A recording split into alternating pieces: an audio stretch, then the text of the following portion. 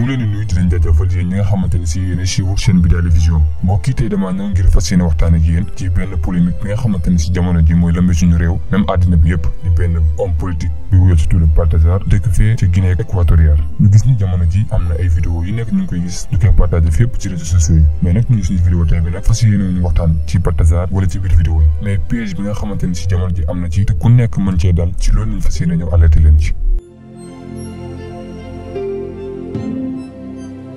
mbokki vidéo tey bi nag dañoo fas waxtaan ak yéen waxtaanum xel waxtaan ci li nga xamante ni c'est psychologique la vidéo yi nag man mii di wax ak yéen seetaanuma ko bu dee yow mi ma seetaan tamit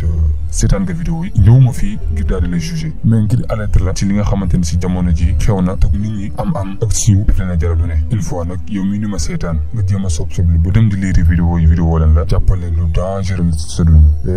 vidéo yi tey bi nag il faut que ngeen déglu ma xel ngir mën a comprendre vidéo yi nag yi nga xamante ni si jot naa génn je pense que posé ngeen ay question seen bopp lu tax vidéo yi génn exactement am nañu joxe ay raison ak ay causes yi nga xamante ne si moo tax vidéo yi génn mais ñun loolu soxaluñ léegi-léegi nag vidéo yi dafay am benn objectif bi nga xamante ni si nag moo koy tax a jóg mooy que ni dañ koy jéem a atteindre si benn masse populaire boo xamante ni si moo doon suñ cible ñu bëri nag suñ ñun dëppoo que ne nañ Afrique suñu politiciens ñu ci ëpp nguur daf leen a jaral lu ne ak ñi nga xamante ni si seen tour dañuy bëgg mu yegg fu nekk daf leen a jaral ñu dem ci ay nit yoo xamante ni si gën leen a gëmloo ko ni léegi nag seq ak koo xamante ne xelam neexul wala ngeen dem ba ci penc bi nag buñ ko waxee réseaux sociaux yi ci la bokk ngeen daal di ko fay publier bu ko defee ni ngeen bëgg di ngeen ko am te Baltasar mi nag bu fekkee nag li nga xamante ni si moo nekk objectif yu turam yegg fu nekk am na ko et bu ñu arrière tuuti ci ginnaaw gis nañ fii sax suñu réew Sénégal ñi nga xamante ni si tur nañ bëgg seen ay cër nañu jël wane ko ci réseaux sociaux yi ay yeneen nit yoo xamante ni dañ koy jël di ko partagé am na ñoo xamante ni sax daf leen jaral ñu fay nit ni ko waxal ci man wala monter ay vidéo yi nga xamante ni si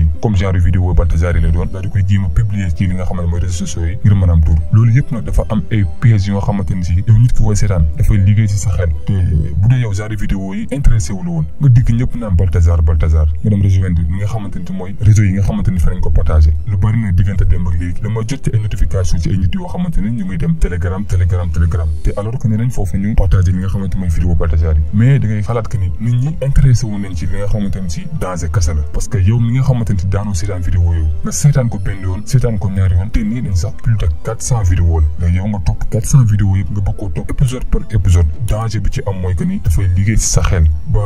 loolu bu nekk woon sa xel mu nga dem ba def lu raw Baltasar lu mu def parce que loolu yàq na sa xel mi ba nekk sa xel ba nga commencé seetaan genre vidéo yu bon yooyu loolu mooy li nga xamante ni si mooy danger bi ci am te la plupart ci ñun jeunesse bi genre vidéo yooyu rek moo ñu intéressé ay genre wax yooyu ba tax na léegi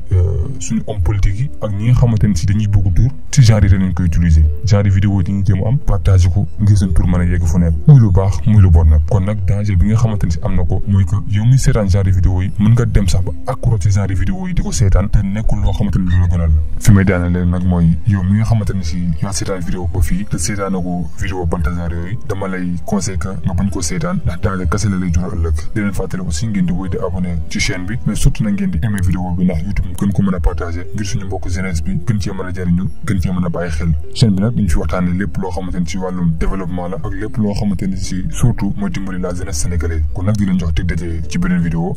jërë ngeen jëf